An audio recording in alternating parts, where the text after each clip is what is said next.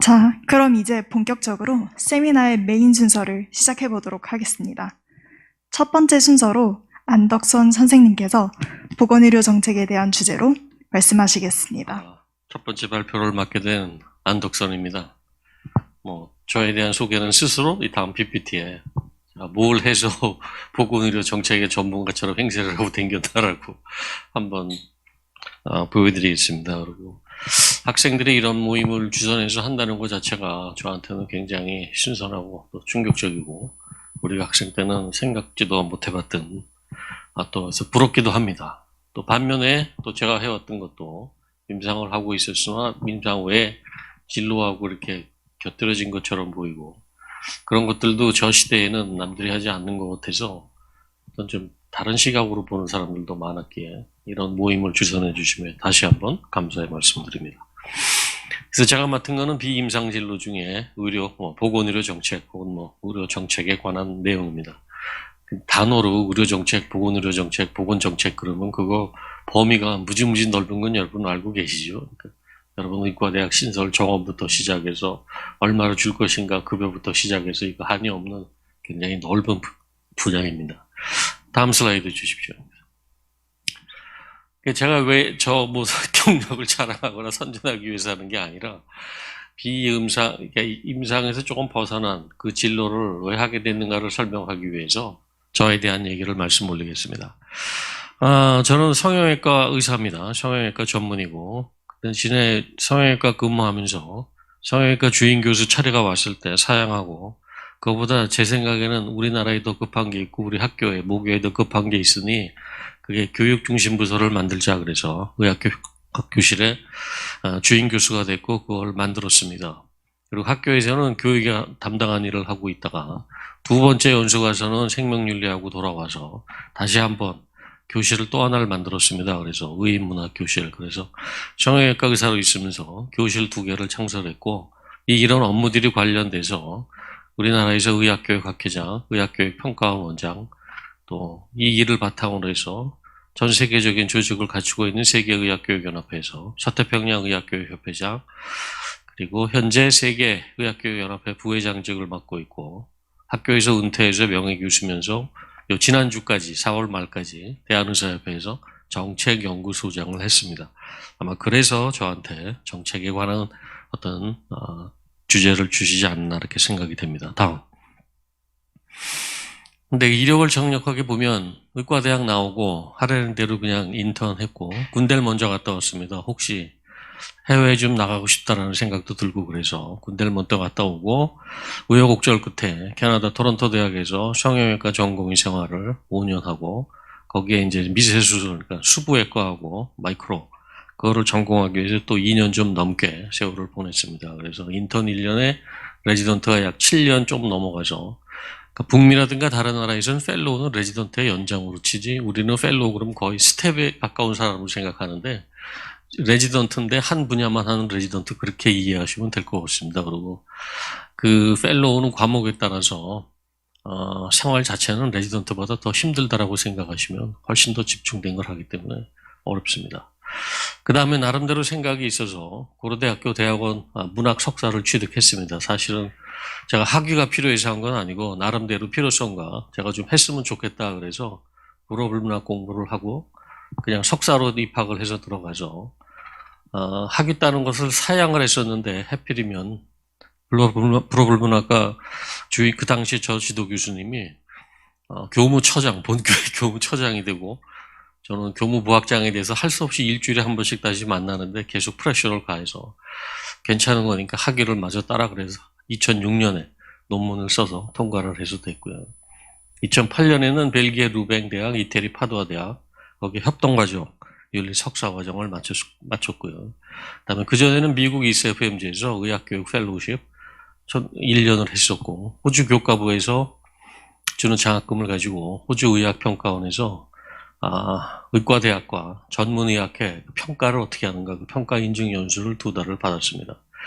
그리고 트레이닝 마치고 나서 어디 살지 결정을 못해서 한국, 캐나다, 미국 성형외과 전문의 필요한 시험은 다 받고 3개국 면허 시험은 다 받고 자동차 운전면허도 3개국을 다 봐야 했는데 이러다 보니까 나라별 전문의 제도는 어떻게 틀리고 나라별 그 전문의 시험의 특징이 뭐고 이런 것들에 대한 거를 그냥 저절로 습득하게 됐습니다. 그러니까 국가시험을 세 군데에서 보다 보면 그 현대적인 국가시험의 트렌드는 어떻게 진행이 되고 있고 우리 국가시험과는 어떻게 다르고 이런 것들에 대한 이해가 그냥 저절로 트이게 된 거죠. 그리고 하도 많은 시험을 봐서 그러니까 국가고시 이후로 토탈 14번의 하이스택 exam을 통과했었기 때문에 이것까지 다 하게 되면 왜냐하면 면허시험도 다단계일 수 있고 전문의 시험 카나다 같은 경우 3단계 시험이고 그래서 그런 것 하나하나가 다 고비를 넘어가야 되는 거기 때문에 나중에 시험이라 그러면 실력이 있어서 통과하는 게 아니라 테스트 테이킹 스킬 여러분 아시죠? 그러니까 우리 여러분들 학교에서 그 시험 성적 좋다 그래서 실제로 그 사람이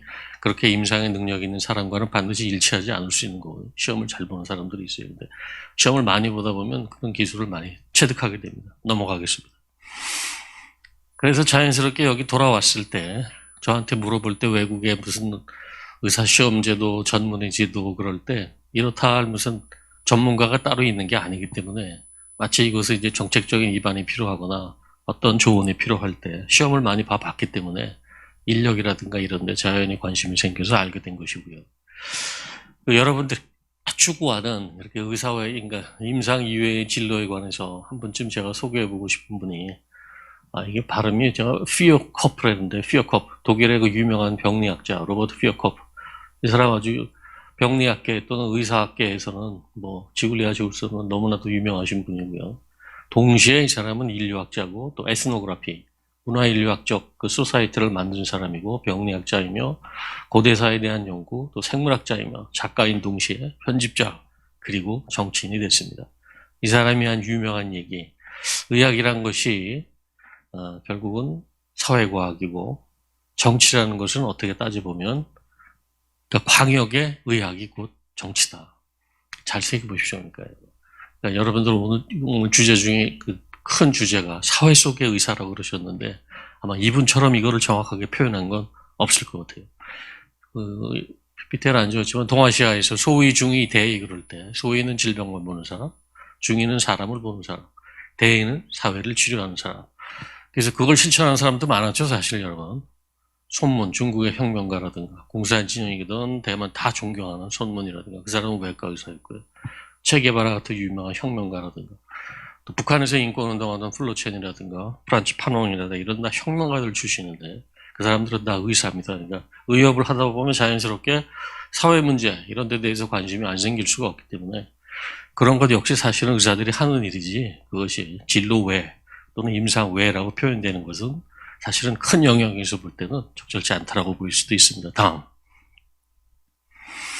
그렇게 된 이유가 우리나라는 일본이 받아들인 서양의학을 우리 서양의학 그런데 정확하게 구별해야 될 게 아마 일본식 식민 서양의학을 맞을 것 같습니다. 그래서 일본 사람들은 원래 네덜란드 사람들로부터 신학문 수익을 받다가 이것저것 하다 보아하니 나중에 깨달은 바가 있어서 네덜란드 사람들이 하는 건 결국은 영어, 불어, 독일어의 번역판이고 좀 더 발달된 날은 따로 있다 싶다 그래가지고 나중에 자기들과 뭔가 맞아떨어질 수 있는 독일 민주주의 제도도 좀 뒤졌고 집단주의 문화를 갖고 있는 걸 채택해서 인컬츄레이션 자기들이 좋아서 받아들인 건데 우리한테 내릴 때는 강제이식 식민시대 이데올로기를 가지고 있기 때문에 아컬츄레이션 그래서 단어가 좀 다른 거죠. 우리가 동등한 위치에 있었더라면 인터컬츄레이션 했을 텐데 주고받고 하면서 그런 건 아니었고요. 그래서 일본의 식민지 의학 형태가 현재 우리나라 의학의 또는 의학 교육에 어떻게 보면 바탕을 이루고 있는 것이죠. 다음.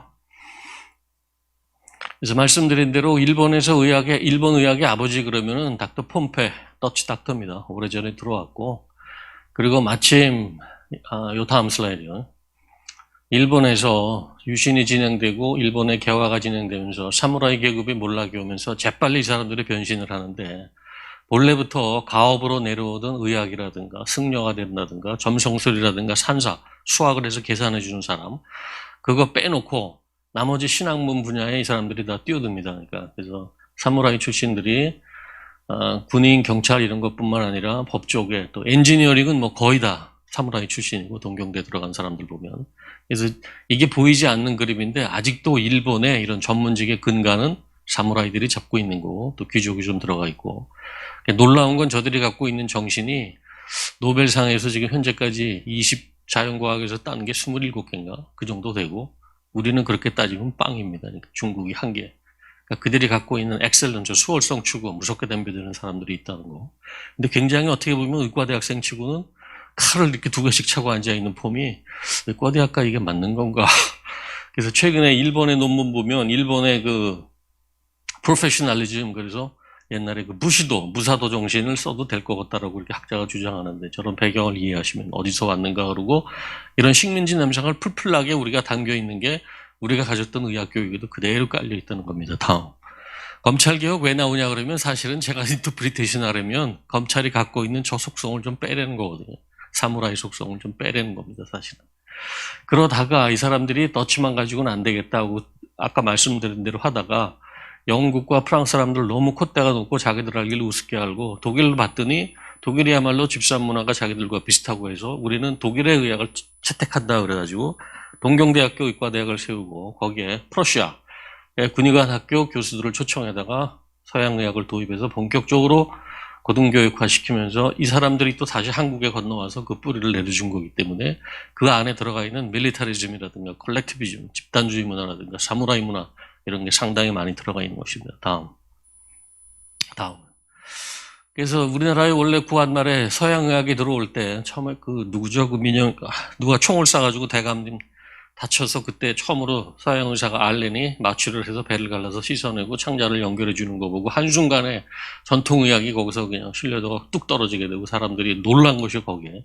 그러면서 우리가 이런 백정이 갑자기 이제 의사가 돼가지고 외과 의사도 되고 독립의사가 되기도 하고 그런 사회 계급의 변화라든가 전에는 한 방만 있다가 이제 알로퍼틱 메디신이 되고 배를 갈릴 수 있는 클로즈드 패솔로지에서 오픈 패솔로지 번역이 좀 힘들죠. 그래서 인베이시브 침륜성 의학이 들어오기 시작하고 그러면도 메디신 자체는 원래는 이게 과학으로만 들어와서는 좀 그런 것 같은데 서양 의학으로 자리를 잡았고요. 그 다음에 이게 degenerated, distorted medical education 그거는 식민 이데올로기 때문에 그럴 수밖에 없었고요.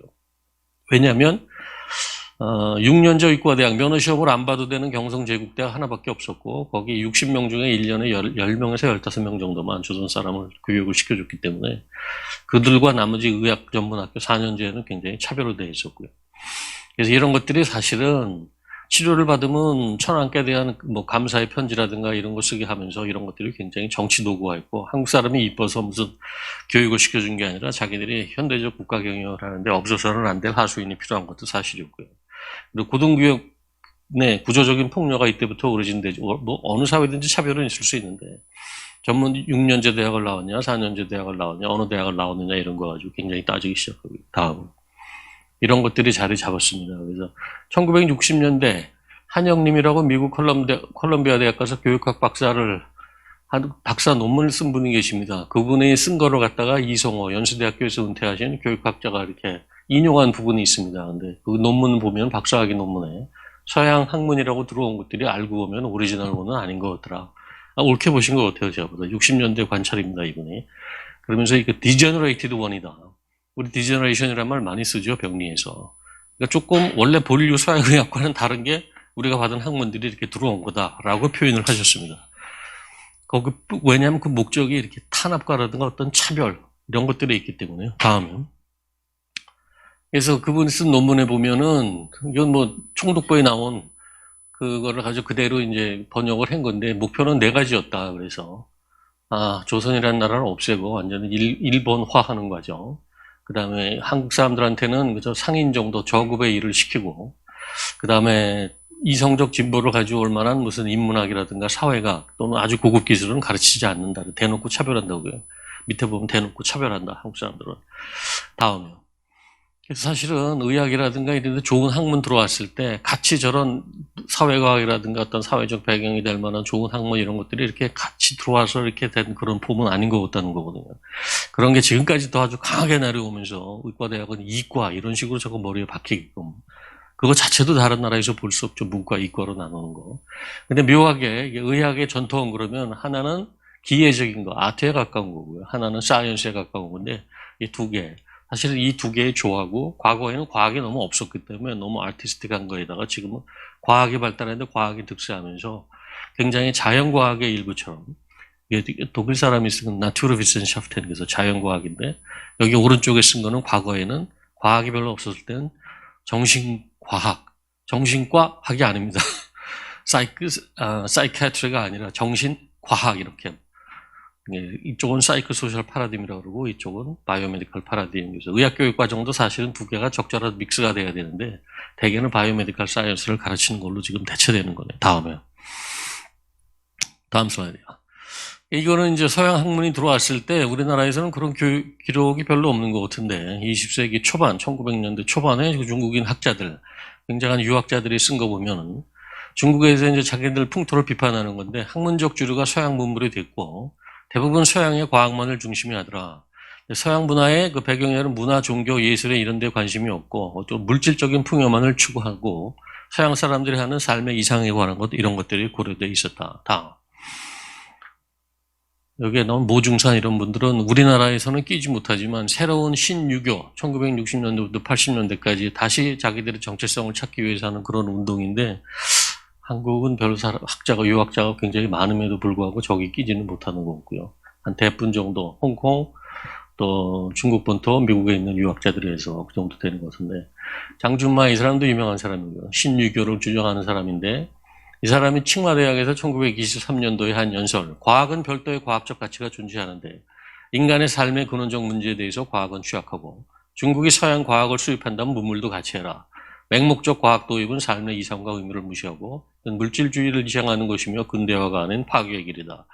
여러분들이 의과대학 다닐 때 교육과정에 대해서 불만 있고 뭔가 채워지지 않는 게 있다 그러면 과연 의과대학을 나와서 내가 지식인이라고 거기에 분류될 수 있을까라는 의문이 아마 자연스럽게 스스로 한 번쯤 던져보는 사람들 생길 수 있을 겁니다. 전공의 교육을 다 받아봤어도 내가 늘 알던 이 교육만 가지고 나를 지식인이라고 그럴 수 있을까? 그리고 개업하다 보면 잘못하다 보면 이게 상거래 비슷하게 되는 거 아닌가라고 스스로의 정체성에 대해서 우려하는 사람도 많고요. 다음이요. 이걸 한번 보시면 20세기의 의철학의 역사라고 그래야 되는데 그냥 의학의 역사하고도 저는 같다고 봅니다. 의철학자가 했기 때문에 과학이 뭐든지 최고였던 시절 에피스테몰리컬 페이지 그러니까 사이언티픽 메디신에 초점이 있던 시절이 1차 대전 끝나고 나서 다음으로 바뀌는 게 그게 아니라 봤더니 과학도 중요하지만 사람이 더 중요하더라. 인간 자체가 문제더라. 그래서 이 이름이 철학적 인간, philosophical anthropology.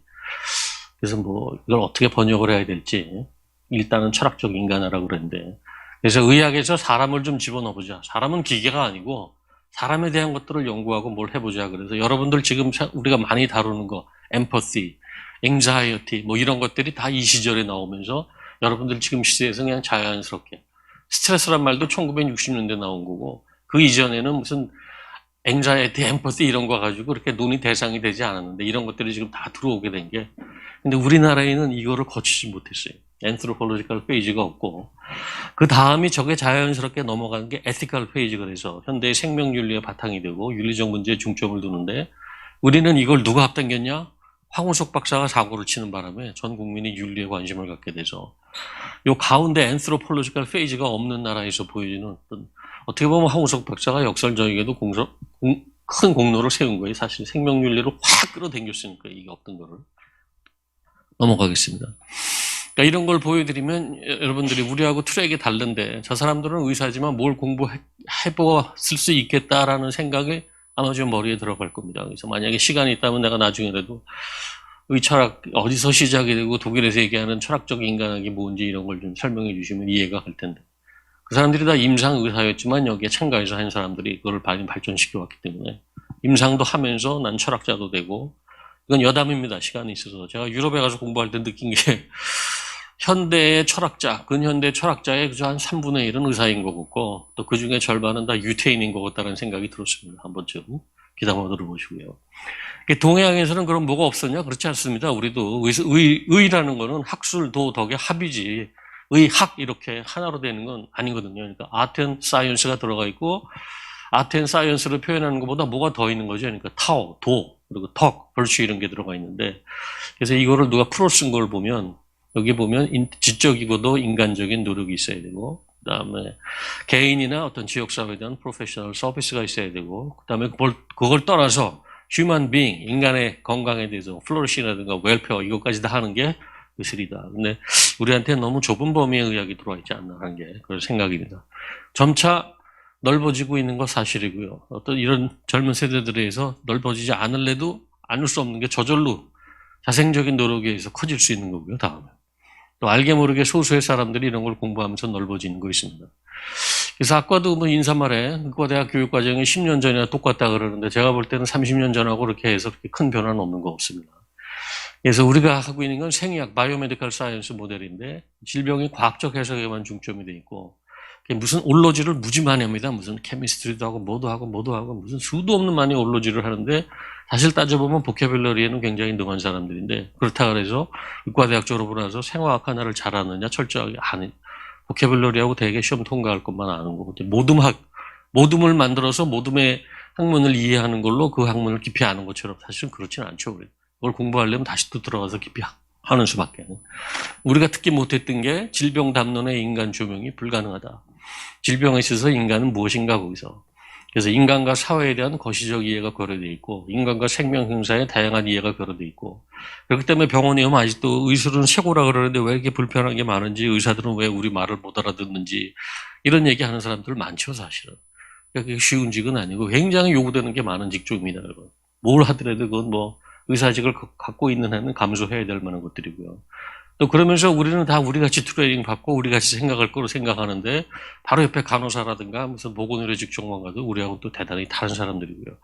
근데 가장 문제는 뭐 너무 많은 걸 외우게 만들어서 뭘 비판하거나 크리티컬 띵킹을 하거나 셀프 리플렉션 이런 거 자기 성찰적 사고 이런 것들이 아직도 좀 더 키워줘야 되는데 우리 문화 자체가 의과대학 졸업하고 졸업 후 교육에 들어가면 전공 교육에 있어서 하이라키라든가 일제 때부터 내려오는 그 의국의 전통이라든가 이런 거 굉장히 어뷰시브하기 때문에 이런 게 사실 잘 안 되죠. 다음. 이거는 한의진. 제가 이제 의인문학 교실을 만들고 우리나라에 유일하게 그래도 의철학을 공부한 사람이 하나 눈에 띄어서 프랑스에서 한 사람을 교수로 채용을 하고 이 사람 강의 자료 중에 좋아서 가지고 왔는데 환자는 교과서의 과학적 생물학적 대상이 아니고 환자 이전의 자연과학적, 사회과학적, 인문학적 주체, 총체적이고 전인적인 인간이다. 그래서 교과서적 이론과 실제의 그 괴뢰의 철학적 성찰을 요구한다. 이건 의철학을 하는 사람의 입장에서 썼지만 의학적 진리라는 게 사실은 과학적, 정치적, 도덕적 이런 게 다 들어간다는 거. 의학을 전공했고 내가 진로 외에 뭘 한다. 과학, 도덕적인 걸 공부한다든가 정책을 공부하고 그게 다 사실은 임상이라는 커다란 의학이라는 커다란 범위에 있기 때문에 여러분들이 그런 걸 만약 전공하겠다 그러면 저는 100번 그것도 지원합니다. 그게 잘 결정하신 거라고. 다음.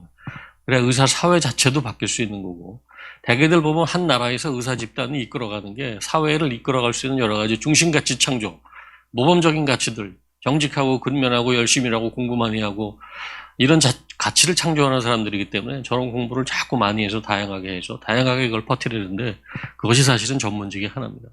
이건 다시 또 한혜진 선생의 그 프랑스에서 나온 200년 전의 슬라이드입니다. 200년 전의 그림. 이걸 보면 Medical Humanities in Research and Education on Medical Humanity in France 그래가지고 여기 보면 결국 의학이라는 것은 이런 것들의 정점에서 들어가는 것이다. 그래서 이것을 바이오메디컬 앤스로폴로지 뭐 이런 식으로 또 표현을 하거든. 18세기에 있어. 그럼 1700 몇 년도면 지금 우리하고 생각해서 200에서 300년 사이에 보여주는 그림들. 그럼 여러분들이 생각하는 임상 외 진로 그러면 이런 것들이 다 들어요. 휴머니티, 소셜 사이언스, 아트. 엑시얼 저쪽은 철학이고 엑시얼 가치론 이런 것들. 그러니까 이미 이런 논의는 이미 오래전부터 저런 백그라운드가 컨티넨탈 유럽 그러면 독일, 프랑스, 스페인 이쪽 이태리 있는 이쪽을 얘기하는 거예요. 영국 빼고 영국은 메디컬 필로소피 없습니다. 그 사람들은 최근 다른 이름으로 영국에 메디컬 휴머니티 쪽으로 발전하고 또는 앤스로폴로지 이런 쪽으로 발전하는데 이런 필로소피, 메디컬 필로소피 이런 쪽은 컨티넨탈 유럽에서 발달해 왔다. 다음. 근데 그 사람들이 생각하는 필로소피는 과거고 이러면 그 안에 여러 학문들, 아텐 사이언스를 다 포함하고 있는 필로소피를 얘기하는 거고요. 그래서 메디신인 페놉티콘 이건 이제 윤리학자들이 쓰는데 페놉티콘 그러면은 원형 감옥소를 얘기하고 가운데 이렇게 경비들이 있고 360도 다 볼 수 있는데 요즘은 시놉티콘 그 반대로 사회가 의료를 다 가운데 놓고 보고 있다 이렇게 표현도 하는데요. 그래서 의료는 사회와 문화 속에 존재한다. 의료는 의과학만으로는 이해되지 못하고 의료는 의사의 전유물이 아니고 의철학도 의료 메타 성찰의 전유물이 아닌 모두가 참여한다. 그래서 요즘은 소셜 프랙티스란 말을 쓰는데 메디슨 is social practice.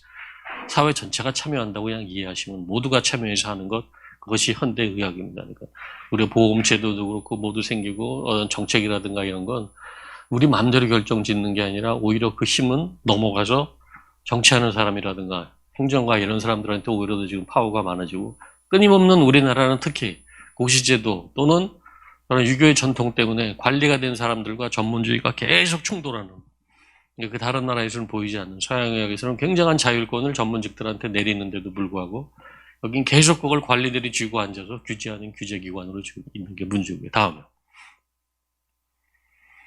그래서 메디컬 휴머니티 그런 건 미국 사람들이 저런 메디컬 필로소피라든가 대륙 유럽의 전통이 없는 미국하고 영국 사람들이 만들어낸 용어. 휴머니티 그러면 휴머니티가 뭐냐 그러면 이 안에는 제가 봐서는 임상 아니고 모든 걸 다 넣을 수 있습니다.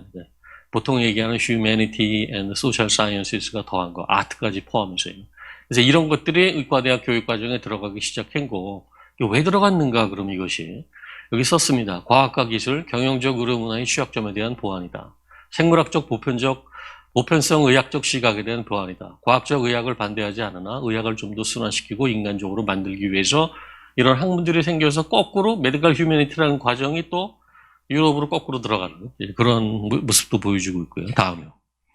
하지만 독일 사람 만나보면 자기들이 원주라고 그러고 프랑스 사람 만나보면 자기들이 원주라고 그러고 메디컬 필로소피는 자기들이 다 이렇게 시작한 것들이라고 양쪽에서 이렇게 주장을 하고 있는데 아마 그쪽에서 온 건 틀림이 없고요. 이건 홍콩 대학에서 나온 학생들 교육과정 개편할 때 이런 거 휴머니티를 좀 가르쳐야겠다. 여기에 뭐 드라마도 있고 로도 있고 아트, 뮤직, 리터러치 이런 것들이 의과대학 6년제 교육과정 원래 5년이었다 1년을 늘리면서 이런 걸 좀 해보자라고 지금 그 교육과정보다 하나 전 교육과정 그 당시에 그걸 주도하던 사람이 있다 지금 사망하는 바람에 지금은 좀 시들어진 것 같기도 한데 이런 걸 다양한 걸 좀 가르치자. 단 그럼 일반 인문학하고 뭐가 다르냐. 프리텍스트가 있는 프리텍스트 의도가 있는 거예요. 프리텍스트가 있다는 게 뭐냐면 메디신하고 관계되는 이런 것들을 일반 인문교양학을 가르친다. 인문사회학을. 그것이 올라가서 결국은 나중에 프로페셔널리즘, 의사로서의 전문 직업성을 하는데 메디슨만 가지고는 안 되고 뭐 이런 것들이 있어야 했다. 이거 뭐 자세히 볼 필요는 없고요. 밑에 거 이렇게 보시면 이게 홍콩 대학에서 나왔던 겁니다. 다음. 프리텍스트가 뭐냐? 그러니까 가령의과대학에서 뭐 안톤 체호비 쓴 뭐 무슨 소설 또는 이반 일리치가 쓴 뭐 병동 이런 거를 읽게 하는 거는 일반 인문학 과정에서 보여주는 것과는 그 숨은 의도는 좀 틀린 거거든요. 거기서 묘사된 의사는 뭐고 의료는 뭐고 이런 것들을 자꾸 묻고 답하고 어떻게 생각하냐. 질병에 하는 인간의 경험이 뭐냐. 그러니까 의도가 사실은 의학적으로 좀 깔려 있는 것들입니다. 그래서 메디컬 휴머니티즈하고 그냥 휴머니티즈에서 좀 차이가 있고 여러분들이 할 수 있는 거는 아예 모든 걸 포기하고 작가로 나섰다라든가 메디컬 그냥 휴머니티 할 수도 있는 거고 그것이 전업이 되면 하지만 그건 드문 예고 내가 임상을 하면서 메디컬 휴머니티를 뭐 하겠다든가 이런 거 적극 권장합니다. 설령 오른쪽으로만 다 갔다 그래도 나는 괜찮습니다. 의학 교육을 해보면 나중에 의학 교육으로 너무 이름이 오르고 너무 바쁘다 보면 아예 임상을 그냥 포기해버리고 그냥 교육학 교실에 앉아가지고 교육만 하는 사람도 생기고 의사학도 그렇고 다 마찬가지입니다. 다. 그런데 중요한 거는 임상으로서의 어떤 그 자기 아이덴티티가 남아있으면 현장 실제 목소리를 훨씬 더 잘 담을 수 있는 사람들이 임상에 대한 캐리어가 있는 사람들이라는 건 좀 무시할 수 없는 거고요. 이제 미국서 다시 새로 나오기 시작한 게 몇 년 전부터 메디컬 휴머니티 이후에 다시 이제 몇 년 전부터 미국 의사협회가 돈을 내서 새로운 미국의 교육과정을 도입해보자 하게 건강 시스템 과학이다. 우리도 마찬가지입니다. 지금 계속 의사단체하고 정부하고 이렇게 충돌을 보이고 이러는 게 한정된 자원 안에서 그 한정된 자원보다도 넘는 서비스를 자꾸 요구한다라든가 또 노동정의가 무서진다라든가 여러 가지 제도적인 또 불합리라든가 사회가 자꾸 충돌을 벌리는 건데요.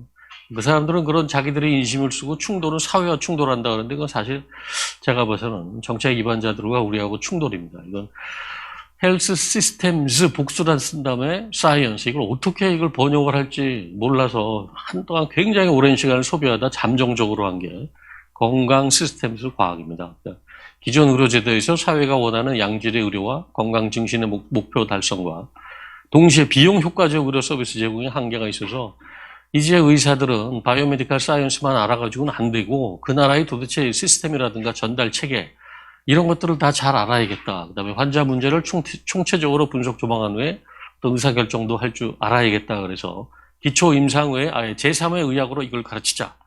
나온 게 이제 건강 시스템 과학입니다. 다음. 도표를 보시면 알겠지만 우리가 갖고 있는 뭐 여러 가지 경영학에서 도입된 지식, 리더십이라든가 팔로우십이라든가 이런 것들하고 프로페셔널리즘, 에틱 그런 것들을 다 위에 서클하고 가운데 보시면 보건의료의 구조화 과정, 의료 정책, 경제 및 관리, 임상정보, 건강정보 기술, IT 기술이죠. 인구지 포퓰레이션 헬스라든가 밸류 베이스 메디신이라든가 또 시스템 향상 이런 것들을 다 놓고 이렇게 한번 해보자라는 게 임상기초 이외의 제3회.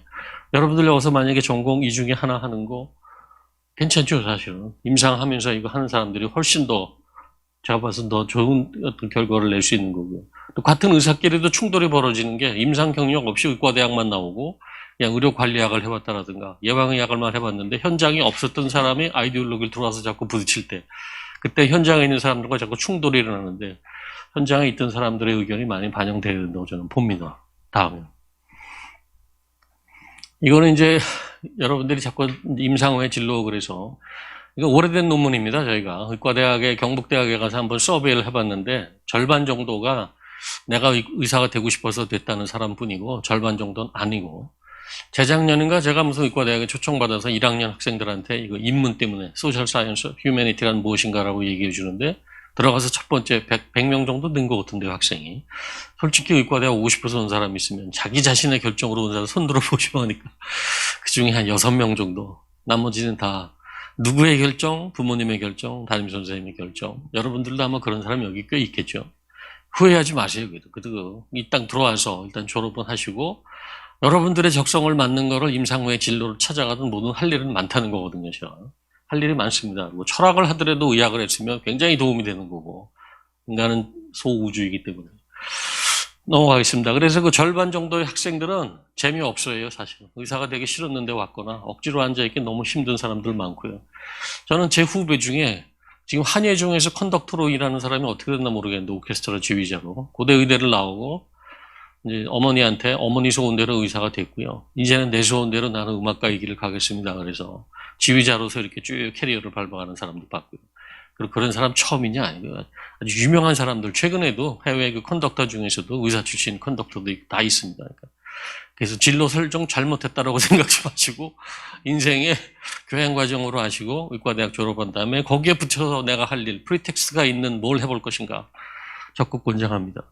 그래서 저는 의학 교육을 많이 했기 때문에 그래서 교육이란 것이 교육학이란 것이 만들어진 지가 그리고 누구나 다 교육학이 있다고 생각하는 많으시고 유럽에서 교육학 들어온 지 얼마 되지도 않았고 그 사람들은 전통적으로 페다고지 그래서 자기들이 하던 방식이 있었고 미국 쪽, 영국 쪽 사람들이 만들어낸 목적이 뭐냐 이게 그러니까 계몽주의 시대의 아이디어를 갖다 하기 위한 도구다 교육학이 뭐냐 계몽주의 한 게 이성적인 인간 만드는 거 크리티컬 리즈닝 할 줄 알고 어떤 개인의 자유 추구하고 서브젝티비티 아이덴티티 아까도 인사말 할 때 무슨 그런 거 하는 것 같은데요. 자기 자신의 개성을 갖다 뭐 확립하고 추구하고 바로 여러분들 원하는 게 이런 거 아닙니까? 지금 자기 아이덴티티를 갖는 거 rational autonomous subject가 되는 거 다음 그럴 거라고 저도 생각을 했습니다. 저도 그렇게 생각을 했었기 때문에 그리고 그 enlightenment and subject를 저는 그냥 개인 주체 이렇게 번역하는데 철학에서는 뭐라 그러는지 지금 또 왔다 갔다 하는데 매번 만날 때마다 우리는 주체 이렇게 번역하고 싶은데 주체가 아니라 뭐 개인성인가 뭔가. 근데 저건 이 가운데 보시면 rational subject 만드는 거, free will, individual right를 만들고 요 위에 보면 맨날 학교에서 여러분 자기 주도적 학습하라 무슨 뭐 하라 셀프자 많이 붙이는데 제 경험한 평생 경험의 교육자로서는 셀프가 잘 안 돼요.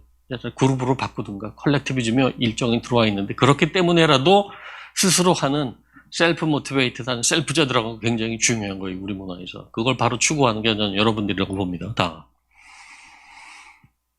그래서 아시안 셀프가 제가 정리한 거 보면 셀프가 있기는 한데 자율적인 셀프는 아닌 것 같고 어떤 관계적인 요소에서 가족적 가치에서 이것이 또는 집단적 가치에서 형성이 돼서 우리한테 부모님만큼이나 중요한 선생님이라든가 가족 이런 데에서는 압력 때문에 의사가 되는 수도 많긴 한데 그럼에도 불구하고 의과대학 들어와서 이제 성인 나이로 접어들었고 여러분들 스스로 자기 결정권을 가지고 뭐 싫으면 그만둘 수도 있지만 제가 보기엔 어렵게 들어와서 그걸 살려서 그 다음 전공으로 가도 늦지 않다.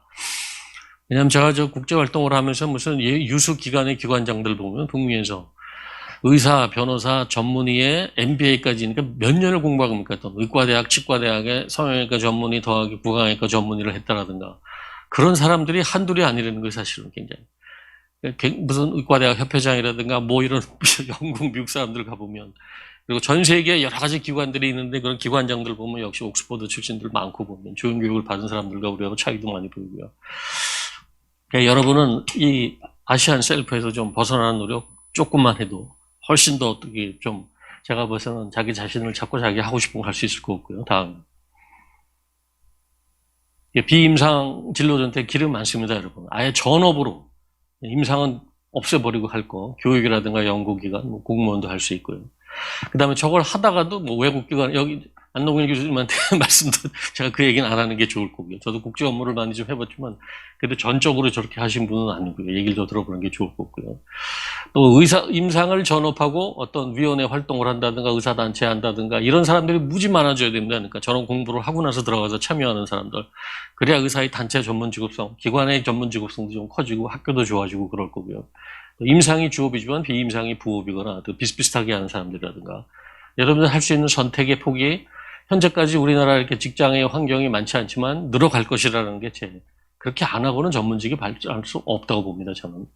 그 의료 정책도 시오리에 강한 사람이 될 것이냐, 프랙티스에 강한 사람이 될 것이냐. 아까 말씀드린 대로 임상 배경을 살리면서 저런 걸 공부하면 시오리 프랙티스를 다 같이 갖추라는 거고요. 임상 배경을 하는 게 뭐가 유리하냐? 그럼 쉽게 얘기해서 컨텍스츄얼리제이션을 정확하게 할 수 있는 사람들. 어떤 아이디올로지 이상에 치우치지 않고 현실들 잘 보면서 뭔가 조화롭게 이렇게 내놓을 수 있는 사람들.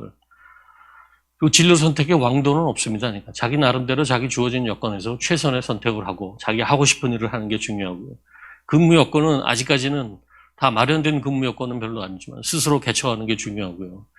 가장 최근에 우리 공보위 대표가 보면 이 사람은 이제 공보위 하면서 뭐 온라인으로 석사도 후기인가. 그러니까 동시에 하고 그러더니 졸업하자마자 다른 무슨 경영이라든가 이런 데 좀 새로운 4차 산업에 관련된 업체에서 굉장히 고가를 주고 금방 채용하는 거 보면은 역시 나갈 방향은 맞는 것 같다라는 생각은 듭니다, 여러분.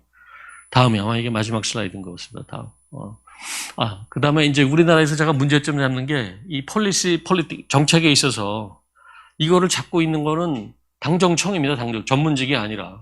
그리고 자기들의 어떤 이데올로기라든가 자기들의 그 표를 생각해서 정책을 만들어내고 그걸 위해서 어떤 연구 절차도 시키는데 이미 답은 다 정해져 있는 연구를 하고 자기들 편에 있는 입맛에 맞는 학자를 선정해서 한다라든가 지금 이런 일들이 벌어지는데 이런 것들이 전문직이 좀 더 같이 맞붙어서 공부를 해서 그만한 역량을 키워서 싸워서 이길 수 있어야 됩니다. 잘못된 정책은.